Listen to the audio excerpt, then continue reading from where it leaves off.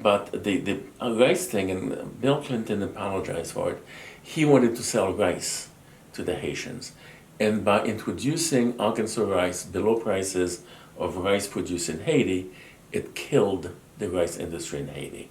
Now Haiti is having to import its food. Well, it had, to a very large extent, fed its entire population up to that point. But it is under tremendous pressure from all American governments for the last century and a half that they don't want, they want free exchange goods to flow into the Caribbean and into Haiti as well. And so it undercuts the price, the local production. And this is something that has happened forever in terms of the Caribbean, but certainly in terms of Haiti, where governments are weak by definition. The objection to the Clintons in Haiti, and by the way, in terms of the billions that were promised after the earthquake, the Haitian government saw a very tiny percentage of that. It was essentially given to American companies in Washington, D.C. area and elsewhere, connected with the establishment in the U.S. itself, and also to the 10,000 or so, what's the, those groups that, non-governmental institutions, NGOs. You know, it's the Republic of the NGOs. India and Haiti have the highest level, apparently. And these are the folks who control the country. They're supposed to register, they never do. They do as they please. They have their own agenda. They don't even talk to each other.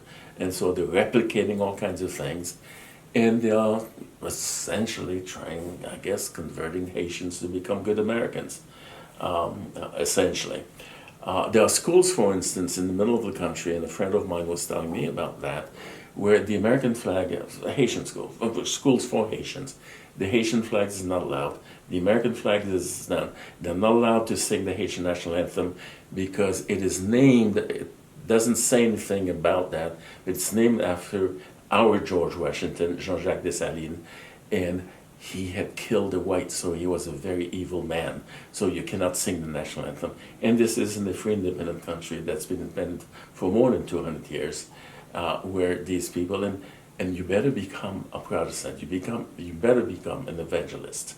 But this has taken over also in Central America, in Brazil. Are these the NGOs that are applying this kind of pressure? Yeah. Oh. The NGOs. And since Cuba has been insulated from all this, obviously.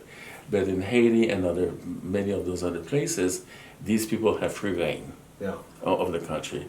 And there are tens of thousands of Americans who go there, oftentimes college students, wearing the same T-shirt, going in there to do good within 2 weeks and then leaving and that kind of thing, and taking pictures with those little black kids and for their Facebook page and that sort of thing, and feeling good about themselves, because it's about feeling good. It's almost a sort of a disaster porn, some people have called it that way, that kind of thing, and never having read anything on Haiti.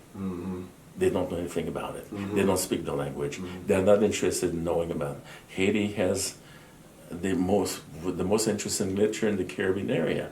It wins all the prizes in France in terms of novels and poetry. It's been for 200 years. Haitian literature is the top, very top in terms of the world. They don't read any of that. And so when they see me, there's something strange about you. You can't be Haitian. You're too smart, that kind of thing.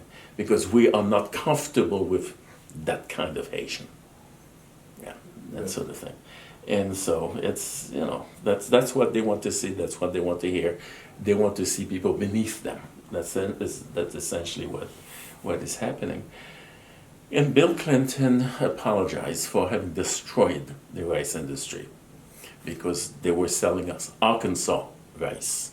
Rather, the Haitians were not able to make do and survive with their own rice production. Is that still happening, or is it? Well, the rice production has pretty much disappeared. It's very weak now. And now we import plantains from the Dominican Republic. And so the food stuff is coming in from the outside. And that is not exactly the way to spend scarce foreign currency, importing food.